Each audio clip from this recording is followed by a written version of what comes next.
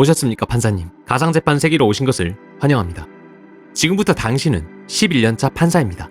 정의롭고 결코 불의를 용납하지 않는 판사. 지금은 1992년도입니다. 그리고 여기 재판장에 세워진 연세대학교 천재 교수가 있습니다. 이 천재 교수의 생사와 운명이 판사님의 입에 달렸습니다. 지금부터 사건을 보여드릴 텐데요. 부디 신중하게 판결을 내려주셔야 합니다.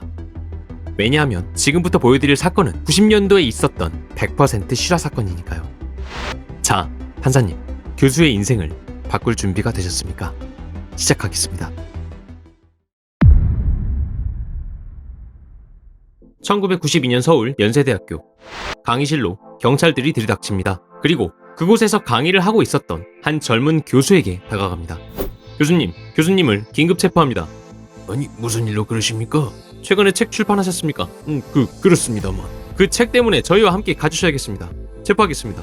교수님은 불리한 진술을 거부할 수 있고 변호사를 선임할 권리가 있습니다. 도대체 대학 교수가 무슨 책을 썼길래 긴급 체포를 당한 걸까요?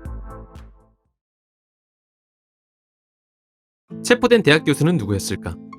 연세대 국문학과 수석 입학, 4년간 전액 장학금, 올 A의 성적으로 졸업, 불과 28살 때 홍익대 국어교육과 교수로 취임, 32살 때는 연세대 국어국문학과 교수까지. 당시 그는 명실상부 천재라고 불리었던 교수였습니다. 그리고 이 천재 교수가 출판한 한 소설, 즐거운 사랑. 천재라고 불리는 교수가 체포당한 이유는 바로 이 소설 때문이었습니다. 책의 주인공은 사라라는 이름을 가진 한 여대생입니다. 1990년대 당시의 한국 사회는 전반적으로 성에 대해 상당히 보수적인 사회였습니다. 이러한 시대를 배경으로 사라라는 여대생이 성에 관하여 매우 자유분방한 경험을 즐긴다는 내용의 소설이었습니다. 90년대 시대상 매우 파격적이었고 이 책은 결국 음란서로 판단이 된 것이죠. 그런데 이 소설이 출판된 97년에는 이 소설보다 훨씬 수위가 높은 일본 소설이 버젓하게 출판이 되던 시기였습니다. 또한 당시에도 인터넷에서는 야한 소설들이 떠돌아다니고 있던 시기였습니다. 즐거운 사라가 이들보다 수위가 훨씬 높은 작품 또한 아니었습니다. 그런데 왜 하필 이 천재 교수가 출판한 책만 문제가 되었던 걸까요?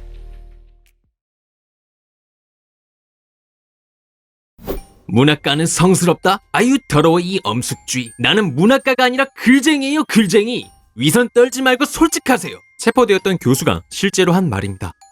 교수는 평소에도 허례허식과 허세를 싫어하고 비판하던 사람이었습니다. 아마 교수의 눈에는 90년대 대한민국 사회의 보수적인 측면들이 허세가 가득 찬 사회로 비추어졌을지도 모르겠습니다. 교수는 이런 틀을 깨고 자유로움을 추구하기 위해 즐거운 사라를 썼다고 합니다.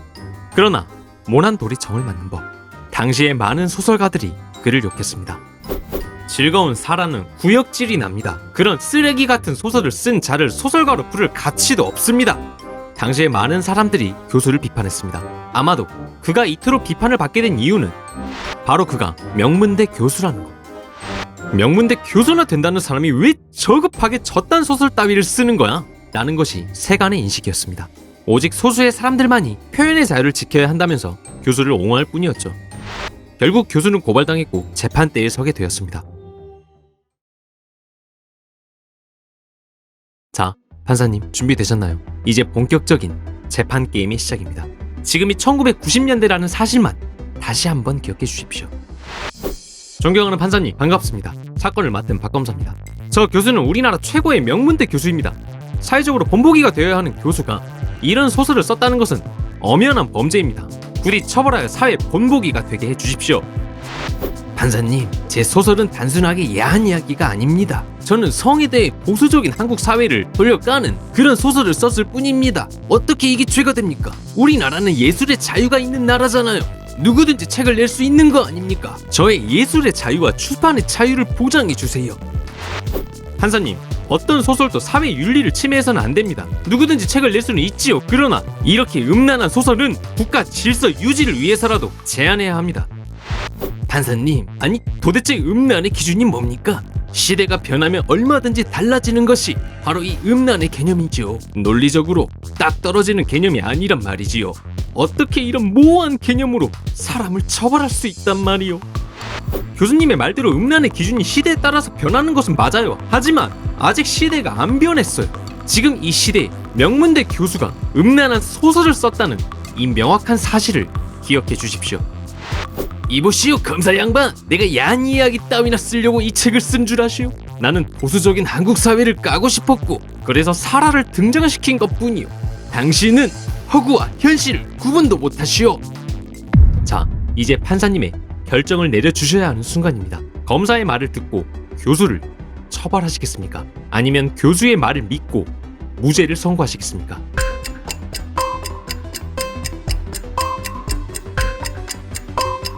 시간을 좀 더 달라고요.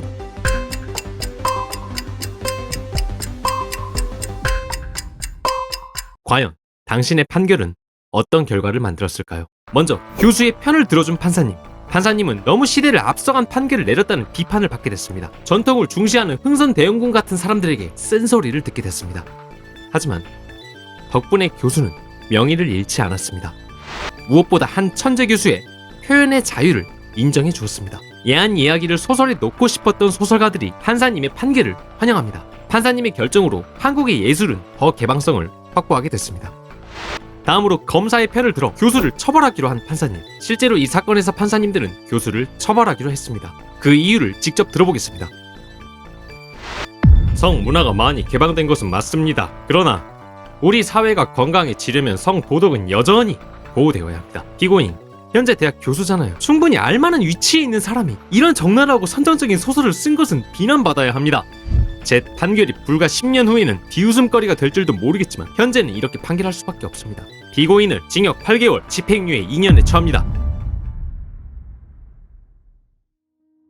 당신이 판결해준 이 사건은 90년대 천재라고 불렸던 마광수 교수님의 실제 이야기입니다. 아, 도대체 왜 교수님이 천재라고 불렸냐고요? 바로 윤동주를 발견했거든요. 지금 우리에게 윤동주는 매우 친밀한 시인이지만 당시까지만 해도 윤동주는 잘 알려진 시인이 아니었습니다. 마광수 교수님은 박사 논문으로 윤동주의 부끄러움의 정서를 끌어내고 우리에게 윤동주를 명확하게 각인시킨 최초의 사람입니다. 시대를 앞서간 천재였을까요? 외설 작가였을까요? 마광수 교수님은 2017년 결국 스스로 생을 마감하셨고 현재는 교수님에 대한 재평가가 한참 이뤄지고 있습니다. 그리고 현재 즐거운 사랑은 여전히 출판이 금지되어 있습니다. 댓글창에 당신의 판결을 보여주세요. 인사이드 스토리는 당신을 판사와 검사, 변호사로 만들어드립니다. 구독해주시고 누군가의 인생을 바꿔주세요.